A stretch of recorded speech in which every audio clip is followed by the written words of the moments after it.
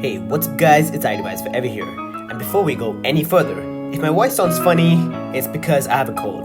But bear with me, because today we're going to be talking about the iPhone 7, how it fares in 2020, and whether I recommend you to buy it or not. Now, I do know I have the iPhone 7 Plus here with me, but what I say in the video applies to both the 7 and the 7 Plus. And with that being said, let's jump right in.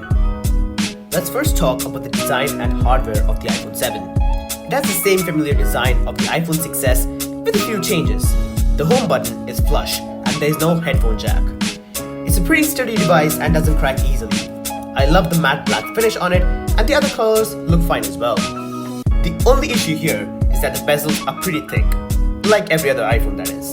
Apart from that, I have no other complaints whatsoever. It's a strong and neat looking phone. Next up, specs and performance. The iPhone 7 rocks the A10 Fusion chip and 2 gigs of RAM, whereas the iPhone 7 Plus has 3 gigs of RAM. But quite frankly, both the phones have pretty good performance. And don't be underwhelmed by the fact that it's just 2 or 3 gigs of RAM. The iOS optimization on both the phones leads to a very good experience.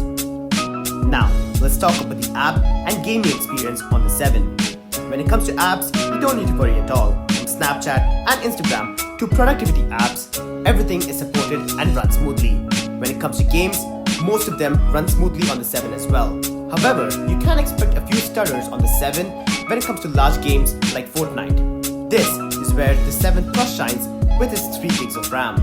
But if you barely play games or just play small games and use more of apps, the 7 is a great pick. Next up, let's talk about the cameras on this guy. The iPhone 7 really shines when it comes to the cameras, especially the 7 Plus with its portrait mode. Both the phones have a 12 megapixel rear camera and a 7 megapixel front camera. Both the phones also record beautiful 4K videos.